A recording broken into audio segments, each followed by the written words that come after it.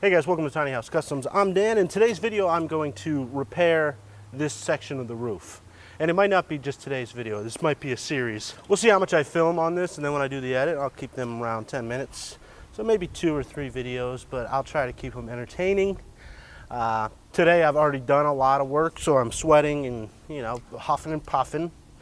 Because, I'm just out of shape. So fat, Dan. You should really consider becoming a vegan. Okay. So probably the worst thing on this shipping container is this section right here. This was, when I came up here and saw this, I was extremely disappointed with the container. This was the one point where I realized, maybe I should have spent a little bit more money and got something a little nicer. You can see right in this corner, there's a large crack. Now that crack goes down into a hollow piece of 4-inch by 4-inch square box tubing. And so that whole tube was filled with water. So what I had to do was drill holes in the bottom of it to drain it.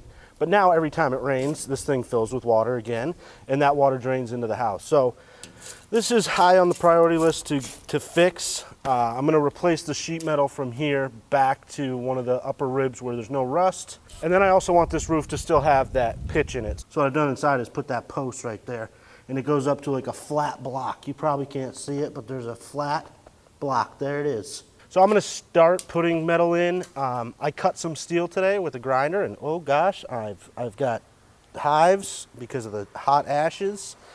Not a fan. But instead of explaining to you what I'm going to be doing, I'm just going to do it, and then I'll explain why I'm doing stuff as we go.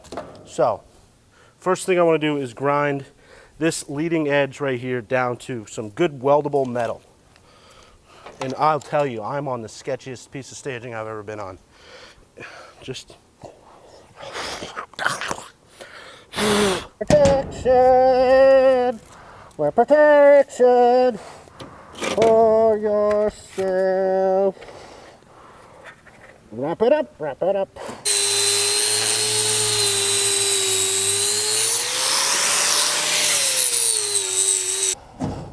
Oh God, motherfucking dick!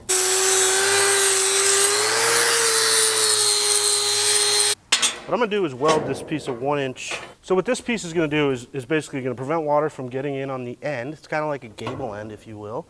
And then I'm gonna use it to connect ribs into it, because I think the sheet metal that I'm gonna install on here is a little bit thinner than the roof that I got. So I'm gonna put basically 3 like rafters in there maybe. And all this stuff could change as this project progresses, because the more I look at it, the more I'm realizing how big of a fucking project it is. So this piece of sheet metal that I got for here, I've already cut it to length, and I've already notched it around these buttresses. Seems like a fitting word. It's probably not right, but a buttress is something that sticks out, right? So I already notched it at 4 3/4. 4 3/4. I'll mark that on both sides.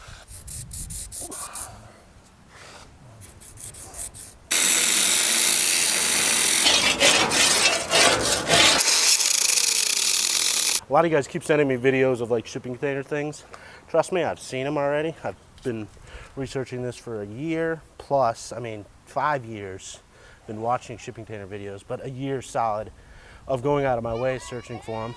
Oh gosh, here comes Special and Ed. Hey, the short bus didn't crash today? Oh, that's good. That's a joke, calm down. I was watching one guy, and he had a shipping container with similar type damage, and oh gosh, what he did to fix it. And then he like put words over the top of a screenshot and was like, obviously welding a patch would be better. And I'm like, your patch is gonna last for about a year. So yeah, we're looking for a lifetime fix. Oh God, I fucking hate this thing. All right, shut those gaping holes in your mouths. Oh, this is gonna be loud. Hey, you're too close. Back up.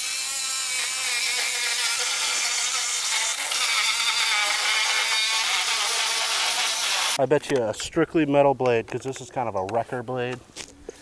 Cuts metal and wood. A strictly metal blade might work well. I don't have one though.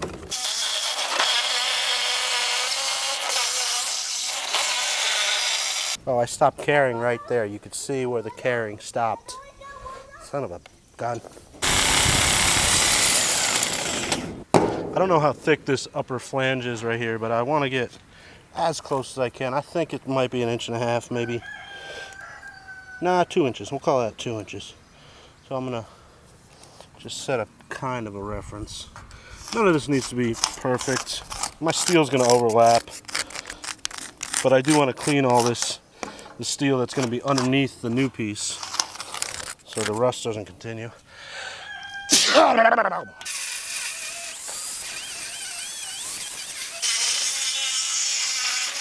That'll kick your fucking ass, that's for sure. God. There's silicone on the inside that's gumming it up.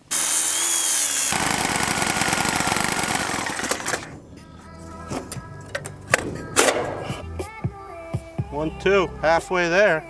Oh! Wow. Oh, that's dangerous. Yeah, and I broke it. Okay, I mean, I know I have to wear this thing, but do you see how fogged up it gets?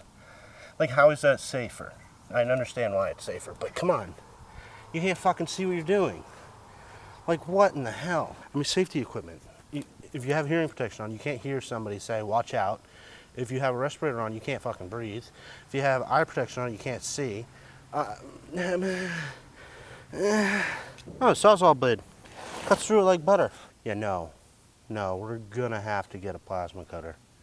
I got a lot of windows to cut out, and if it's taking this long to cut this out, amount of money I spent on these Sawzall blades. So this is the sheet metal that I'm gonna be putting on this area that I've been removing. I've already notched it out right here, and I'm going from this beam right here to, I'm gonna go about 1.5 inches from where this piece of wood is up top there.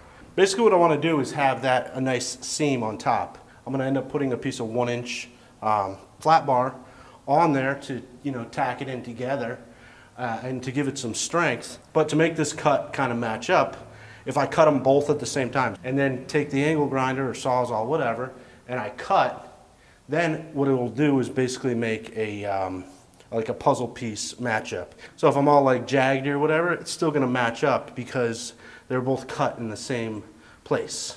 Makes sense? It made sense in my head. I know it. I could have said it better. I probably could have been more elegant with my words. Oh, you know what? Incorrect. Incorrect what I said up there. It's actually going to go into this bay. Right. Oh God, it's so hard. Right here, the higher up one. This, that one. This one.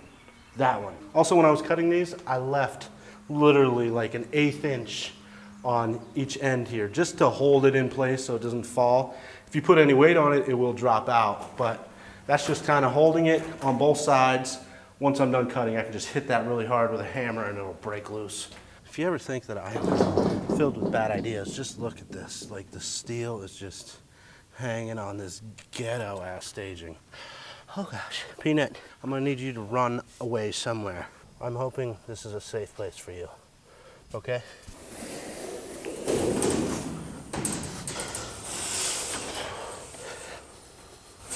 Not looking good.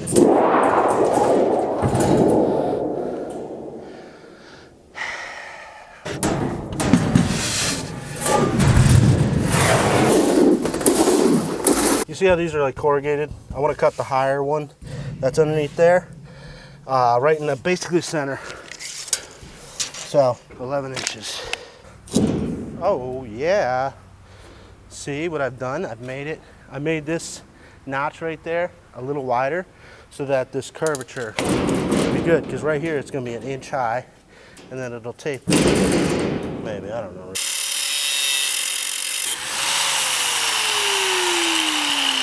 Ow, why did you touch that? That was stupid, as stupid can you get. It's called white skin right there. Dumb, dumb, dumb. Those are 2 burns for the record books. You ever have things happen in your life and you're just like, they kind of just set you off in a bad mood? Well, you know, sometimes I have those things happen. So, unfortunately, I didn't film it, but I finished cutting it, and it was a mess. I should have filmed that last bit when it fell, because that was lucky. I ended up cutting the 4 corners, but I cut this one, this one, and I cut that back one, and it was still hanging on by that little bit over there, and it just fell right here. Luckily, it fell that way, and it didn't fall this way, so I got lucky.